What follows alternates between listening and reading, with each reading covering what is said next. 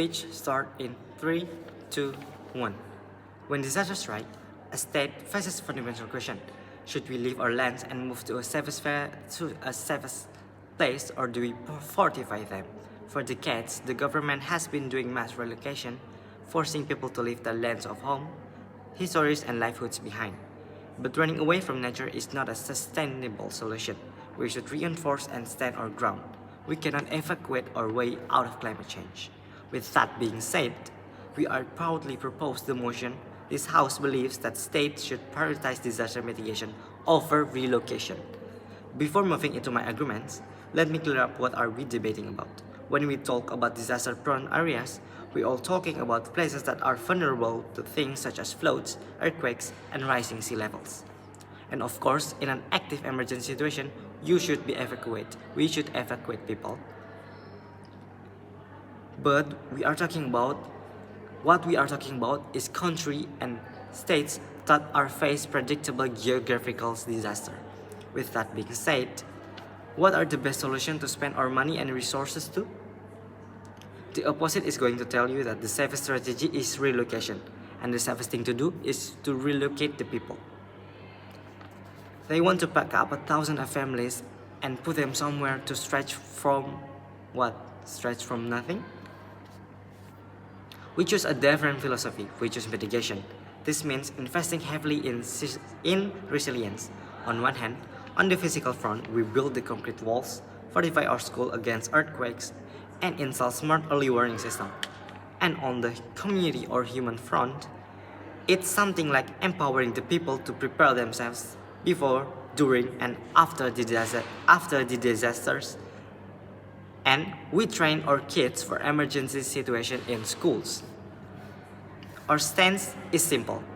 The government's ultimate duty is to protect its citizens where they already are. Relocation should be treated as a tragical solution, absolute admission of failure. Our goal today is to prove that fixing a community is better than destroying it. To guide you about my speech, I'm going to focus on two major areas. First, I will look at human elements.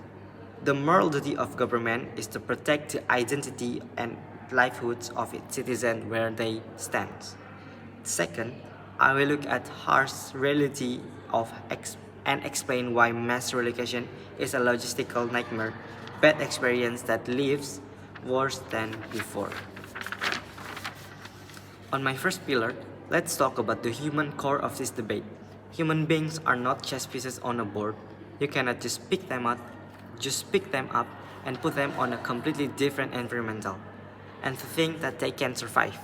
Think about the farmer that has been living based on their generational skills to farm and usually relying on a specific volcanic soil. Think about fishers' island that has been lived on the coast for decades. They know the tides, and their entire economic survival depends on the sea. When the government relocate them, you are not just moving bodies, you are taking away a person's job, their generational skills, and their financial independence. If you move fishermen inland, his skills become useless and you plunge a family into a structural poverty. But it goes deeper than just money. There are a profound cultural and a physiological trauma that happens when you cut communities' ties to its ancestral land. When the state turned around and said, when the country turned around and said, this land is too difficult to protect, you should pack your things and leave, it broke a sacred trust between government and its people. The duty of a government is to use its immense resource and engineering to defend its citizens.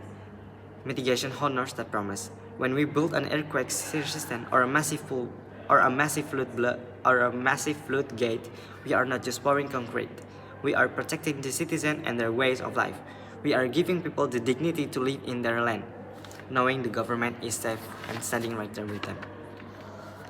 But let's step away from the theory for a moment and look at the cold, hard reality fact of what actually happens when the government tries to move people.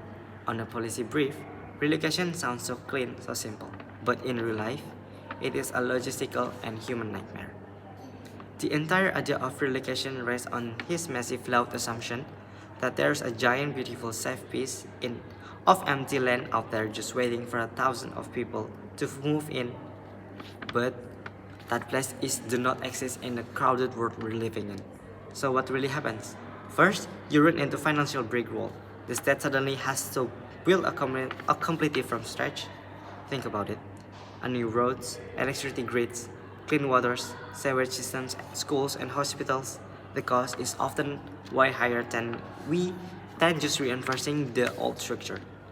And because it's so expensive, government almost always cut corners. You end up with cheap, filthy housing complex built out in the middle of nowhere.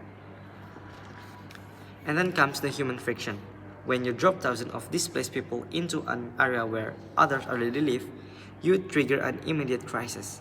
Suddenly, people are competing for for the exact same local jobs, the exact same water supply, the same patches of land. The local feels invaded and the newcomers feel unwanted and alienated. Do you know what the tragic end of this story is? We see it in post-disaster studies all over the world. These forced relocation projects quickly become unprovided slums. And because there are no jobs and no community connections, people eventually pack their bags and secretly move back to where they actually belongs, to the dangerous disaster zones. Why? Because a family would rather risk a natural disaster where they actually can make a living than sit in a safe zone where they face starvation. Relocation doesn't fix the crisis, it just creates an environmental problem for a human one.